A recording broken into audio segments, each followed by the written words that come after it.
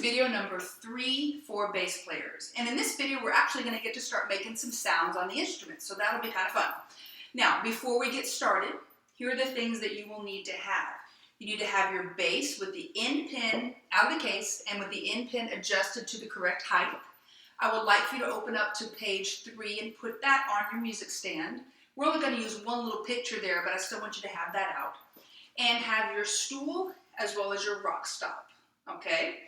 Now, the stool, remember, we're going to put the rungs in, the leg of the stool right in the center, because when you sit, your left leg goes up. The left leg creates a wall for the bass to lean against. Okay? So, what I want you to do right now is let's get yourself set up. So your stool has the leg in the middle. You've taken your rock stop, and with your left hand, you've put it straight out, and then drop it down. And as remember for me, I needed mine slightly out. You might need yours slightly in. That's just to kind of get us started. Remember, if you are not achieving the correct height for your bass based on this little hand position here, then change it. Go higher or go lower, whatever you need. So, we've got our bass, end pin in the rock stop. I'm going to stand up straight here. I'm going to sit down. My left leg is going to go on the low rung of the stool. I'm going to turn it slightly and lean it back against my left leg. The neck and fingerboard is right next to my face. And now I can let go. And I have a nice, strong back. If you don't have a strong posture, you're not going to have a strong sound. You need to give your bass a wall to lean against so that you can really play it and really get a big, full sound. So give me a very strong posture so that your bass has something strong and solid to lean against. Okay? Now you stay in this position. I'm going to actually walk up to the front and use a different instrument. What I want you doing right now is looking down at your strings and noticing the difference in the thicknesses of the 4 strings that you have. Okay? Now I want you to notice that one string is extra thick and one string is quite a bit skinnier than the others. Now look in your book here. Your book here shows you which string is which. I'm going to show you, we're going to pretend that this is a bass. Clearly I can't hold the bass like this up to the camera. Strong, but not that strong. So you're looking down on your strings like this. Your bass is tilted towards your face like that. Okay, your head's right over here. All right, and you're looking down, and next to the right side of your body is the thick string. You notice that? Next to the right side of your body is the thick string. If you look at the picture in your book, you see that the fat string, the thick string, is called the E string. Then next to the E string, we have the A string.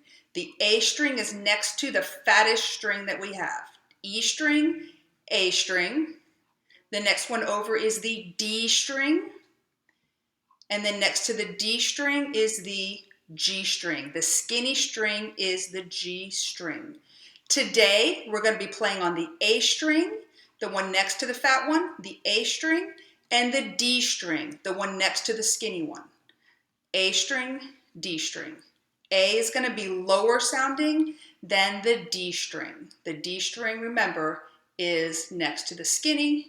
The A string is next to the fat. If you like to think in terms of right and left, the A string is more towards the right. It's just to the right of center. The D string is just to the left of center. Okay? Now, to be able to, you should still be seated in your good position. To make the sound, we are going to do what's called plucking. We are not using bows for a good little while. Okay? We've got a lot of stuff we have to learn before we can go to bows. So we're going to be plucking with our right hand. Your left hand eventually will be up here playing notes. So your left hand just kind of hang out right here for now, or over on your lap, or wherever is comfortable. Now, with your right hand, I want you to make the shape of an L with your thumb and your index finger, just like this. Now, put your thumb halfway between where the neck ends and the fingerboard ends. Halfway between here. That's where I want your thumb to go. And it's going to go right next to the fat string. Don't put it over here. Your right thumb is going to go next to the fat string halfway between here. So do that. Index finger is out. Now put your index finger right in the middle between the two strings. And when you pull towards your hand, you are going to be playing the A string. Your finger is right in the middle. You're going to pull towards your hand and play the A string. Try that just once. Echo me. Try that and go. A. Now move over so your finger is between the skinny string and then one next to it. And remember, the string next to the skinny string is the D string. Pluck that string. And go ahead. D. Now I want you to pluck the D string 4 times, and you need to try to go the same speed that I go.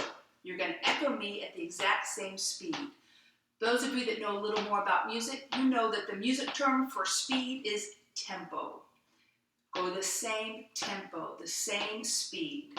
Play 4 Ds after me. D, D, D, D. Go. D, D, D, D. Now move your finger right in the middle, and you're going to pull and play the A string 4 times after me in the same tempo, the same speed. A, A, A, A. Go. A, A, A, A. Now you may have noticed I started tapping my foot. You do not need to do that. What I want you to do is eventually you're going to start using one of these devices called a metronome. For now, you're just playing along with the videos with me. What a metronome does, some people that know a little bit about music have maybe played piano before. They know it as, oh, that clicky thing, that thing that makes that clicky sound. Yes, that's what the metronome does. What a metronome does is it will keep a very steady tempo, steady beat for us, okay? So we're going to play with the metronome, and I want you to see if you can pluck exactly with this, exactly with the metronome, all right? I'm going to pluck 4 Ds with the metronome, and then you're going to pluck 4 Ds with the metronome. Echo me. Sorry, my bass keeps slipping. My rock stop is not clean or something. Okay, 4 Ds. Echo me. Remember, thumb is in between where the fingerboard ends and the neck ends, right there. I'm reaching over between the skinny string and the D string. 4 Ds. Echo me. D, D, D, D. Go. D, D. Right with the metronome. Again. D, D, D, D. And pluck, pluck, D, D. Now go to the A string. 4 A's. A, A, A. Go. A, A, A, A. Again with the metronome. And ready to go. A, A, A, A. Now, why is the metronome necessary? Why is it so important that we play at a very steady tempo? Well, there is no such thing in music as the right note at the wrong time. If we didn't have music at an exact moment and a certain note at an exact moment, it would not sound like a song. It would not make sense to our audience. So we have to be able to keep a very steady beat. And that starts on the very first day that you're playing on your instrument. It's a very, very important concept to get. So we will use the metronome quite a bit, okay? Now, I want you to we're going to mix it up a little. I want you to do 2 Ds and then 2 A's. Try that, echo me, like without stopping too, okay? 2 Ds, 2 A's, echo me. D, D, A, A. Go. D, D, A, A. Now do the reverse of that. Do 2 A's. Remember, A is next to the fat string. 2 D's. D is next to the skinny string. A should sound lower than D. 2 A's than D. A, A, D, D. Go. A, A, D, D. Before the next video, what I would like for you to do is just to practice going back and forth between A and D and being very accurate with it. If you have a metronome, wonderful. But you know what? Metronomes are free online. That's what I use. I have an app called Pro Metronome on my phone, and that's what I typically use, is the Pro Metronome app. It's a free download. If not, you can get one off the internet. The speed that I will be using is 63. And what that means is there's 63 clicks in every minute, okay? But if you want to try to practice the speed that I will be playing at, practice 63, going back and forth, right with the metronome, until switching strings is super easy for you, okay? And in that case, once you get there, you will be ready for video 4, when we'll actually be playing some songs out of the book.